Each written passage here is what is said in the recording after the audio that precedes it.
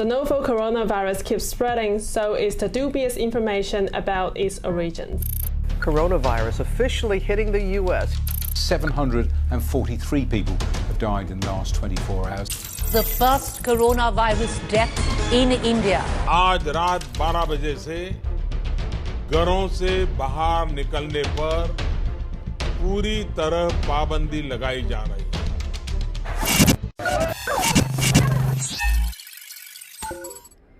आखिरकार हिंदुस्तान पर भी टूट ही पड़ा चीनी वायरस कोरोना का कहर।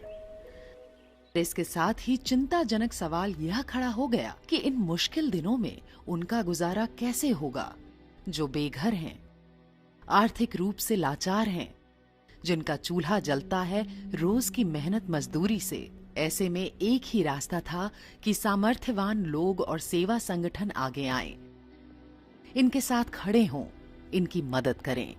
बात दिल्ली की करें तो लॉकडाउन की आहट और इस मुश्किल घड़ी को पहले ही भांप लिया था सेवा संगठन सेवा भारती ने।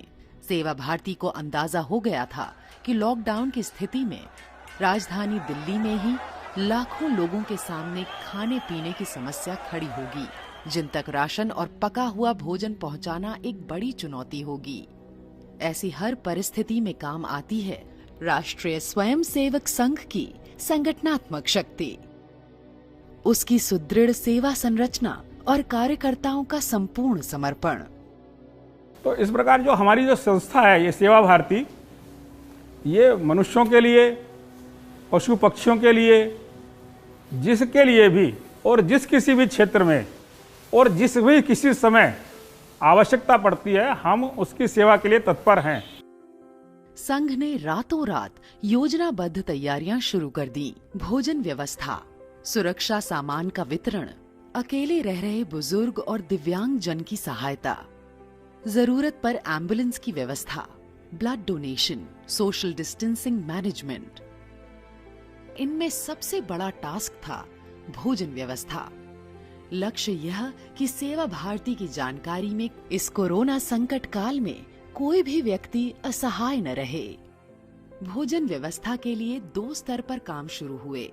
जरूरतमंद परिवारों के लिए राशन किट का प्रबंध और अकेले रह रहे बेघर और लाचार लोगों के लिए तैयार भोजन की व्यवस्था। राशन किट के लिए ओखला में एक केंद्रीय भोजन सामग्री पैकेजिंग सेंटर बनाया गया। इस काम में पूरा प्रोफेशनल तरीका अपनाया गया।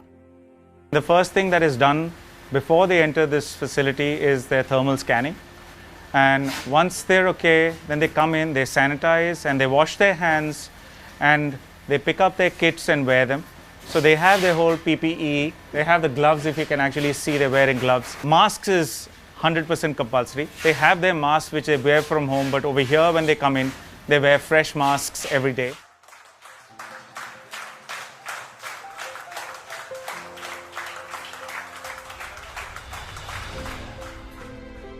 दिल्ली के अलग अलग हिस्सों में 8 और पैकेजिंग सेंटर्स की व्यवस्था की गई है। खाद्य सामग्री के वितरण के लिए कार्यकर्ताओं की दर्जनों टीमें बनाई गई हैं।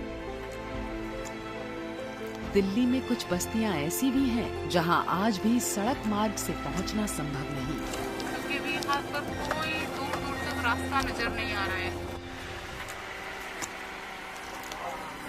यमुना खादर की ऐसी बस्तियों में संघ कार्यकर्ता नाव की सवारी कर पहुंच रहे हैं।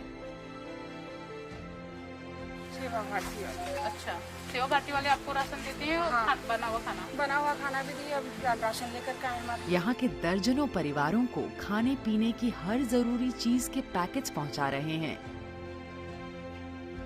सेवा भारती कार्यकर्ता खाद्य सामग्री लेकर दिल्ली की गरीब बस्तियों में जा रहे हैं, मोहल्लों में जा रहे हैं।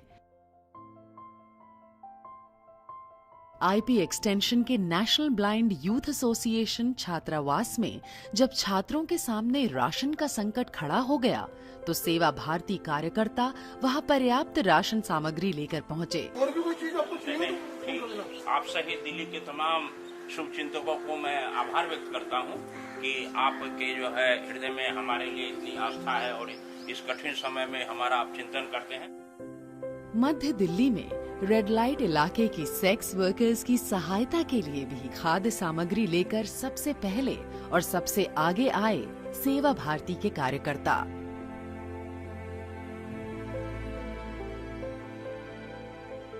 थर्ड जेंडर, जिनकी रोजी रोटी आमतौर पर नेग और शगुन के पैसों से चलती है, उनके लिए भी भोजन सामग्री लेकर पहुंची सेवा भारती टीम। संघ जो है समाज के सभी वर्गों में काम करता है। पाकिस्तान से विस्थापित सैकड़ों हिंदू परिवारों को राहत सामग्री पहुंचाने के साथ ही इन परिवारों की गर्भवती महिलाओं को अलग से विशेष पैकेट पहुंचा रहे हैं, जिनमें विटामिन्स और पौष्टिक तत्वों से युक्त भोजन सामग्री है। क्या है इसमें पता है? ये आपके लिए, बच्चों के लिए नहीं है, इन बच्चों के लिए नहीं है, आपने खाना है ये। एक और बच्चा आने वाला है ना, तो इसलिए आपने खाना है ये। कुछ भी नहीं मिल रहा है हमारे को, अभी आपने मदद किया है उसका शुक्रिया। इसी कड़ी में घुमंतू जनजाति के 2700 परिवारों को भी राशन किट पहुंचाए गए। आज भी प्रतिदिन औसतन 6000 राशन किट बांटे जा रहे हैं। झंडेवालान मंदिर प्रशासन और सेवा भारती के साझा प्रयास से झंडेवालान मंदिर प्रांगण में एक केंद्रीय सामुदायिक रसोई शुरू की गई है। यहाँ हर दिन लगभग 50,000 लोगों के लिए पौष्टिक भोजन पकाया जा रहा है। पके भोजन के पैकेट्स बनाकर दिल्ली के अलग अलग इलाकों में जरूरतमंदों तक पहुँचाया जा रहा है। दिल्ली में कुल 910 स्थानों पर पका भोजन परोसने का कार्य चल रहा है और प्रतिदिन औसतन 1.25 लाख लोगों तक पका भोजन पहुंचाया जा रहा है। उनके अपने नाम वगैरह लिए थे, उनको हम कॉल करके बुला रहे हैं ताकि भीड़ इकट्ठी न हो। नाम वेरीफाई करने के उनका कार्ड बनाया जा रहा है। कार्ड बनाने के बाद उनको सुबह शाम खाना दिया जाएगा।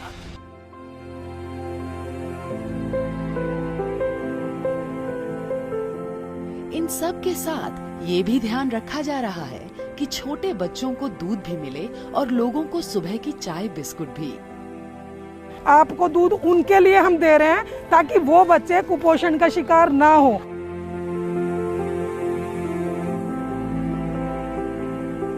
लॉकडाउन की घोषणा के बाद 28 मार्च को जब हजारों प्रवासी लोग दुर्भाग्यवश अपने अपने घरों को जाने के लिए दिल्ली के आनंद विहार बॉर्डर पर पहुंच गए और स्थिति अनियंत्रित होने लगी, तब वे संघ कार्यकर्ता ही थे जिन्होंने वहां पहुंचकर भीड़ को न सिर्फ मैनेज किया बल्कि उनके भोजन आदि की व्यवस्था भी की।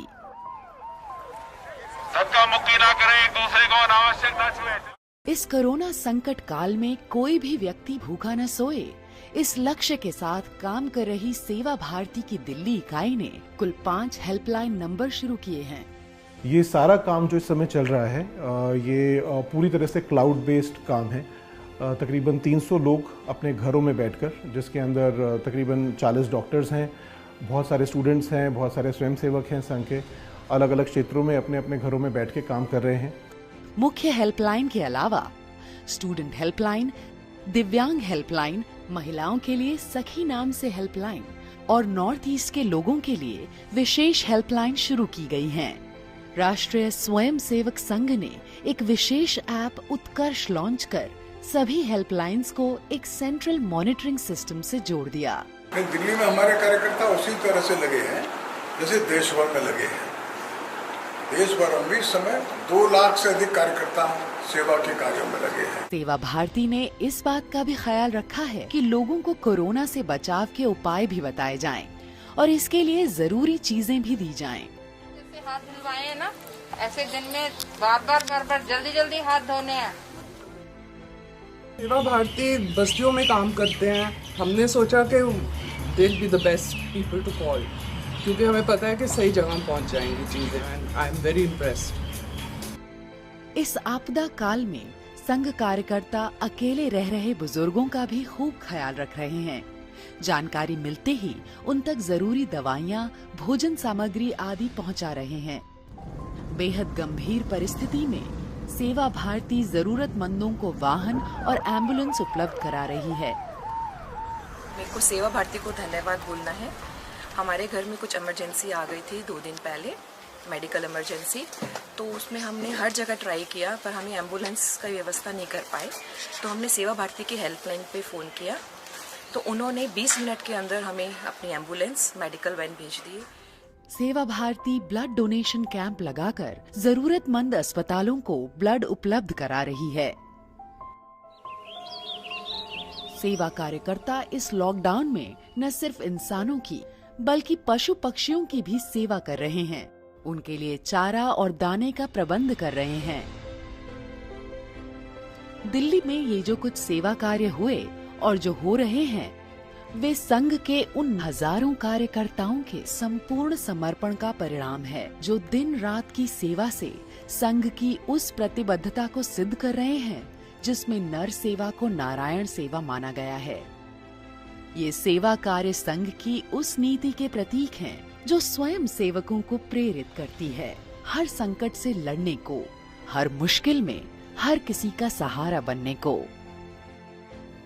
शाखा में एक निश्चित व्यवस्था में और अनुशासन में काम करने का अभ्यास होने के कारण ही संघ के स्वयंसेवकों द्वारा किया हुआ सेवा कार्य अधिक व्यवस्थित और परिणामकारक होता है। अच्छाई का प्रचार प्रसार भी लगे हाथ करते रहना चाहिए। ये केवल कार्यक्रम नहीं है, इसमें से हम लोगों के जीवन को सुरक्षित कर रहे हैं और लोगों के जीवन को गढ़ भी रहे हैं। अपने पवित्र समाज का संरक्षण और सर्वांगीण उन्नति, ये हमारी प्रतिज्ञा है।